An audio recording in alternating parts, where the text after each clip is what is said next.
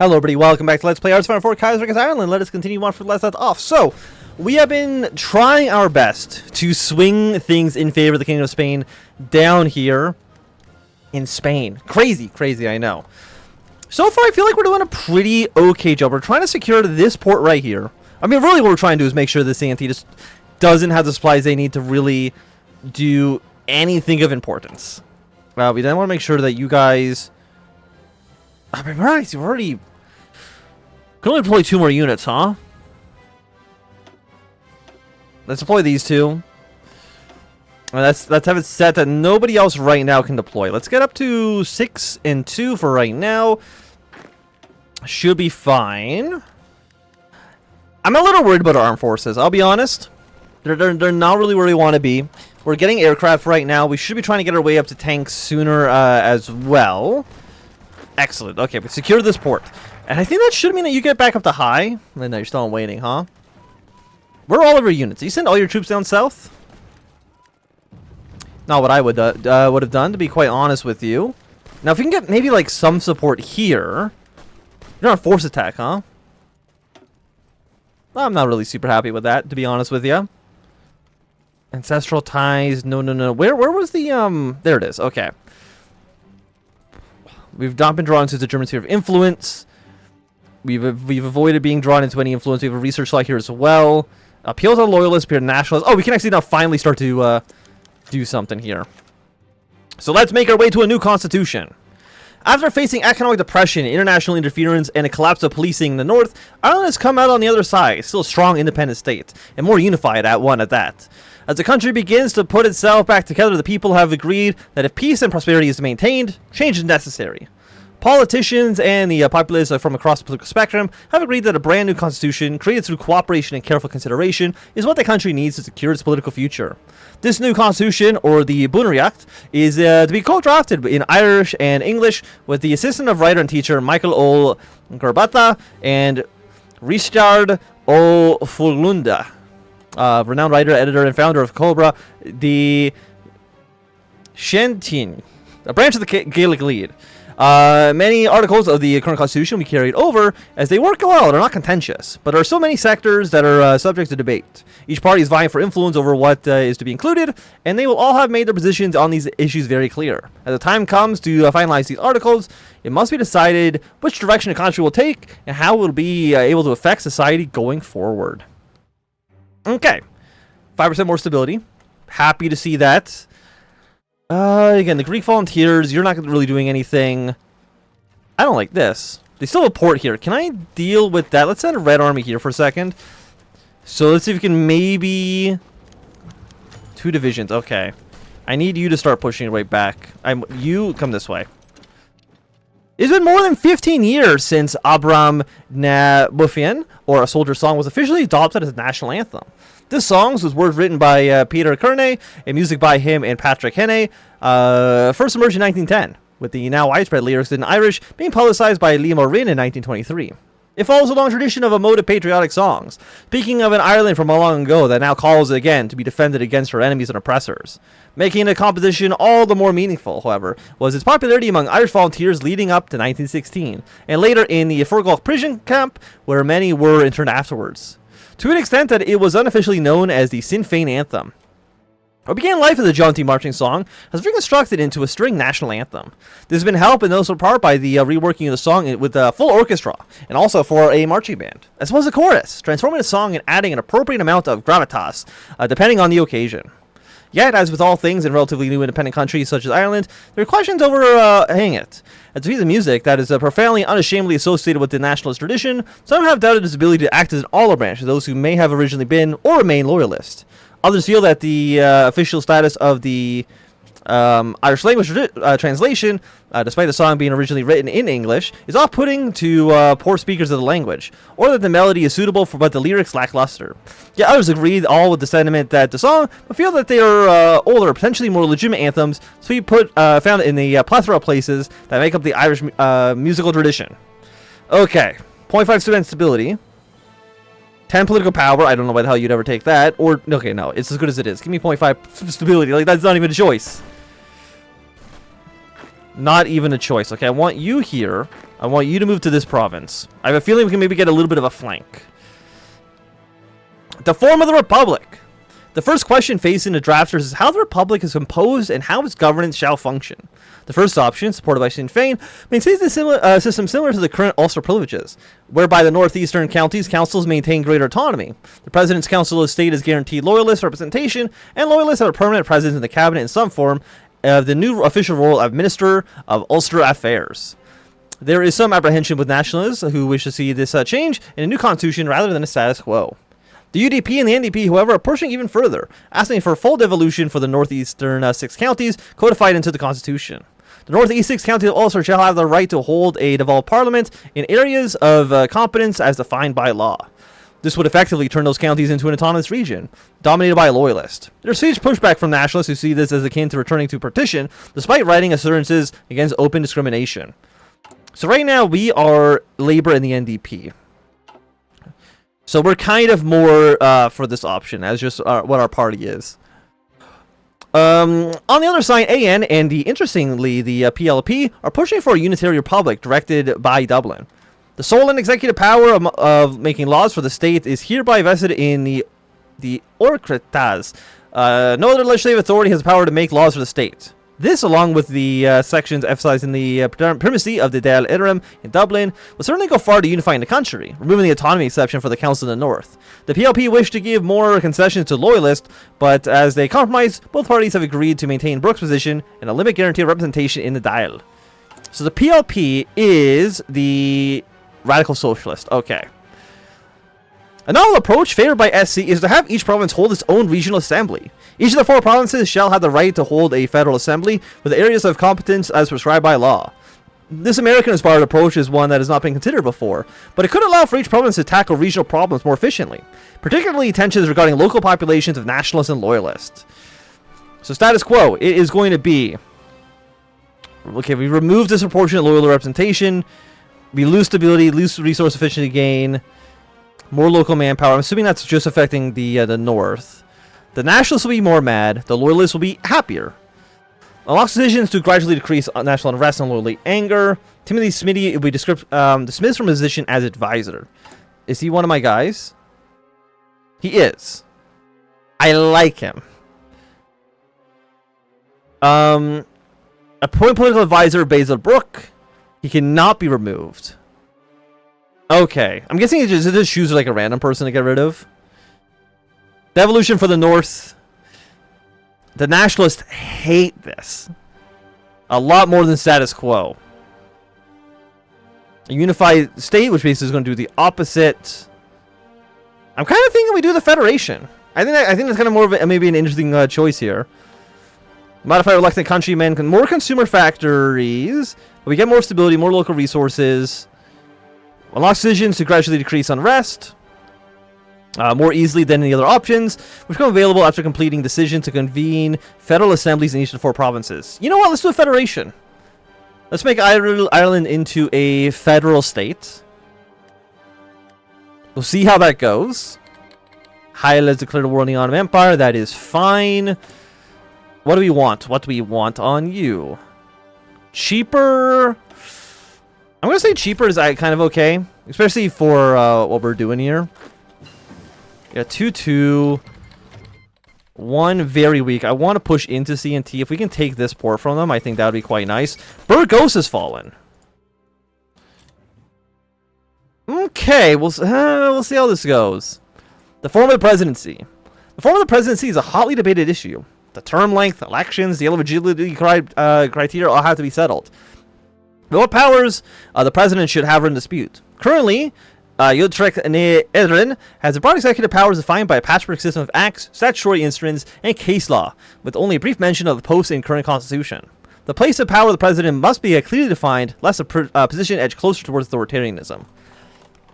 The first option, supported by the Sinn Féin and the AN, is a presidential system, similar to that which informally exists currently. The executive power of the state shall, subject to the provisions of the Constitution, be exercised by the authority of the President. The system, modeled after the United States, would give the President clear executive powers defined by the Constitution. The President would select the head of government and be the main leader of the country. The opposing option, supported by the SC, the UDP, and Labour, is a parliamentary system, whereby the executive powers of the state are exercised by the government selected by the Dáil. The president shall, on nomination of the Dáil Éireann, appoint the Taoiseach and the government. This system is quite similar to the old British system of government, whereby the Prime Minister selects the government from the members of the Parliament and the head of state. If one exists, has very limited, mostly ceremonial powers, only operable on the advice of the government.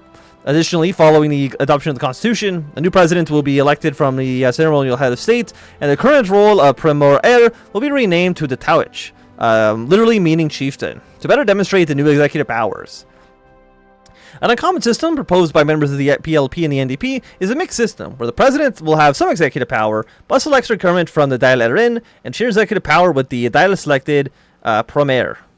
Let's go with, well, let's see, 2.5%, 7.5%. Yeah, let's get a new parliamentarian system. Fantastic. Sounds good to me. I mean, 7.5% stability is very, very nice. You are leaving soon. I want to make sure we can actually take you out. I want to get to this port. I'm very scared of CNT though. I'm not happy with what they're currently up to. I don't need excavation. I want to get up to 38 mediums. And the Greek volunteers, they're honestly like not doing anything. You know what? I'm actually going to station you. I don't think this is going to matter at all. I'm going to station you in Petras, just in case this maybe they do like a naval invasion. They're not doing anything being on the front lines, though. The selection of the Dáil. The next matter concerns the question of the Dáil Éireann and how it should be elected. While Ireland's electoral boundaries are based on historical internal divisions, the method in which representatives should be selected for the areas is under a contentious issue. The first option, supported by SF, Labour, and the PLP, is maintaining the current system of proportional representation. The members of the Dáil Éireann shall be elected on the system of proportional representation by means of a single transferable vote. This system has been in use since the first general election of the independent Ireland, and it returns a device and representative Dáil. Electors rank their candidates in order of preference, and then by counting and redistributing the votes, 3 of 5 TDs are returned per constituency, which in theory are acceptable by the greatest portion of the population. The other option, supported by the SC, the AN, and the NDP, and a rare instance of agreement with them, the UDP, is a plurality system. The members of the Dáil Éireann shall be elected in a single-member constituencies on the system of plurality votes. This option often returns strong majority governments, but is criticized as being unrepresentative of the electorate and leads to what would be known as a spoiler effect. Nonetheless, the system that allows FN to gain nearly every Irish seat in the 1918 general election is hailed as being better for the government stability. So we're going to 2.5% stability or more political power gain. Of course, I'm going to go for that 2.5% stability. You'd be insane not to. 85-74. Again, I want you here. And then one you've broken through. Whole position. I then want you to go up north and then down. I would like to zoom out, please. The status of religion. Ireland, the land of saints and scholars, as the emphasis applies, has a long-established religious tradition that impacts the life of every citizen, whether they are of the faithful or not. For centuries, the church has been at the center of Irish society, and it therefore must be addressed in the new constitution. The first option supported by the PLP and the NDP is as follows. Freedom of consciousness and the free profession and practice of religion guaranteed to every citizen, and the state shall not give any special recognition for or endowment to any particular religion or faith. This will keep the state out of the affairs of the church and allows total freedom of religion. But as a deeply Christian country, not many people are particularly pleased with this. It would, however, be a begrudging compromise between the nationalists and the loyalists. Unsurprisingly, SC, along with the AN, are pushing for special recognition of the Catholic Church in the Constitution. The state recognizes the special position of the Holy Catholic Apostolate and the Roman Church as the guardian of faith professed by the great majority of the citizens. While this may accurately reflect the religious persuasion of the populace, it intentionally excludes various Protestant churches that are dominant in the north, and would certainly cause for some disrupt there.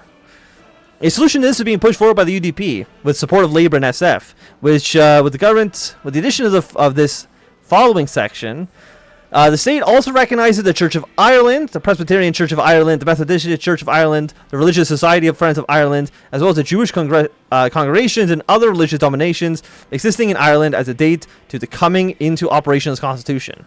This will placate Protestants in the north, and also give recognition to other notable congregations of Ireland. SC and especially AN may refresh how this is not necessary, but ultimately SC will tolerate this addition being included. So SC is they have 0% support. 0.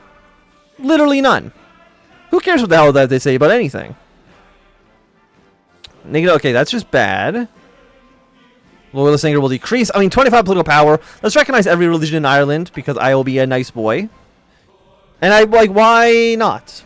Right? Like, what's the harm there? Can I have like some support for my push up north, please? Okay, new rifle's been unlocked. Still early 39. So let's go for the 39 artillery next. World tension's still not high enough for us to actually join any faction. By the way, Carlos, how are you guys doing? Not horrible. I mean, not great. Not horrible, though. The official languages. The question of how language in Ireland should be addressed is mostly a symbolic one, but one with great consequences for the character of Ireland. No one wishes to see Irish decline further, so the question is mainly around the status of the English language. Unfortunately, no matter how hardline or nationalist may wish it, English will have some place in Irish society. The first option, supported strongly by SC and AN, is giving Irish the position of first official language, while accepting English if it must be used. 1. The Irish language as the national language is recognized as the first official language. 2. English will also be accepted as another official language. This would mean that Irish will always take precedence in law and allow every citizen to conduct official business in Irish. More importantly, it sends a strong message that Ireland is and will always be Irish, and that the Irish language will not be left to extinction. The second option, pushed by SF and the UDP, add the third sections of the article. 3. Recognizing the special position and history of the northeastern 6 counties of Ulster, provision may be made for the exclusive use of English as an official language within those counties. This would give those counties in the north an opt-out for using Irish as an official business if they choose so. The loyalists in particularly are afraid of being forced to use Irish, and wish to protect their heritage as much as the rest of the Ireland. The third option is primarily supported by PLFP and NDP, proposed as a single section. The Irish language and English language are recognized as the co-equal official languages. This would give equal recognition to Irish and English, and the practical effects are that both Irish and English texts of law will be on equal footing. This issue of interpretation will be done by a multilingual basis, and this option does not have broad support, and is begrudgingly accepted by a loyalist. Many see this admission that the Irish Ireland is dead. Okay, so everybody hates us. Exceptions in the north. 15% war support if we have Irish taking precedence, huh? Oh, okay. Sorry, English. Your day is come and gone. I don't know. Maybe you shouldn't have fallen to revolution. Maybe this wouldn't have happened to you then. Just an idea. Maybe you should have thought about that one. I heard soccer in Ireland. Amidst all the political news in the country, one that could be forgiven to thinking that sectarian is as rife as ever. One area, however, where sectarianism seems to be slipping away is that of sports. Association football. Soccer, specifically. At the start of the century, soccer lagged considerably behind Gaelic football in popularity, as the Gaelic Athletic Association steered the sport to a meteoric rise, as well as with the Catholic population of Ireland. With Gaelic football's tie to Irish nationalism, many Ulster Protestants instead veered towards soccer, and indeed, upon the foundation of the League of Ireland, all the teams that were from Ulster and only one team, Belfast Celtic, was associated with Catholics. However, the stark divide has been dissolving over the decades, with the glamour prestige of the World Cup helping to draw the more diverse bases of the game. Not only have new teams emerged from Dublin and Cork, but also smaller Irish towns such as Dunlac, Limerick, Waterford and Sligo, with the Sligo Rovers becoming the first team outside of Leicester Ulster to win the league this year. The popularity of the league is also boasted by a small influx of players arriving from Britain, particularly from Scotland and the Liverpool area. Professional teams in the Union were scrapped and reorganized on a large scale to reflect the nominally more egalitarian makeup of the rise of the work teams and other amateur clubs. Now featuring a healthy mix of players from around the Isles and a range of teams from across Ireland, the League of Ireland has become an avenue for football supporters from different parts of the country to intermingle. Indeed, some supporters of Dublin are now traveling to Belfast for certain games, and vice versa. I'll take the 1% stability. Everybody loves a little game of footy, a little game of soccer. Not me, I don't think I've ever seen a game of soccer in my life, but that's okay. As long as somebody, somewhere, is into it. And a lot of people are. Spoilers. Though peerages in Ireland were uncommon, there are many citizens of the Republic that still hold these titles or are set to inherit them. Some loyalists and wealthy landowners are kicking up a fuss about their peerages and are worried that their titles are under threat, which is not an unfounded fear. A sizable portion of politicians wish to completely do away with the last vestiges of the British Empire and push the image that Ireland is a modern republic. Whatever the choice, only the most loyal of loyalists wish to see the system wherein those titles grant special privileges and representation.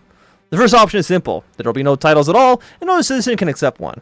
SC supports this, but it would be undoubtedly cause some upset among their peers. 1. Titles of nobility shall be not conferred by the state. 2. No title of nobility or honor may be accepted by any citizen except with the private approval of the government. The second option, supported by the UDP, is to recognize the existing titles of citizens. The state shall recognize any established titles held by citizens. Another option is to ignore the titles granted under the British Crown and for the state to grant their own titles. A kick in the teeth to loyalists, but one which AN seems intent on pursuing. The state shall have the power to confer special decorations upon meritable citizens. The compromise proposed by FFs is to include both of the articles and recognize the existing titles while allowing new ones to be created. No titles at all. Existing titles are recognized. 0.25. How long will it take for 0.05 to overcome 25? Because it'd be every 10 day. 100 days would get 5. So take 500 days. So about 2 years to make that back. Let's just you know what? Give me that. No titles at all. Sorry, you shouldn't have been part of the aristocracy. I don't know. Maybe you shouldn't have oppressed the Irish for hundreds of years. Maybe you'd have your fancy title then. Think about that one next time. God damn. Anyways, for right now, I think it's going to be a good time for us to end this episode. So if you enjoyed, thumbs up. Not enjoy, close them down. You want to see more, subscribe, and goodbye.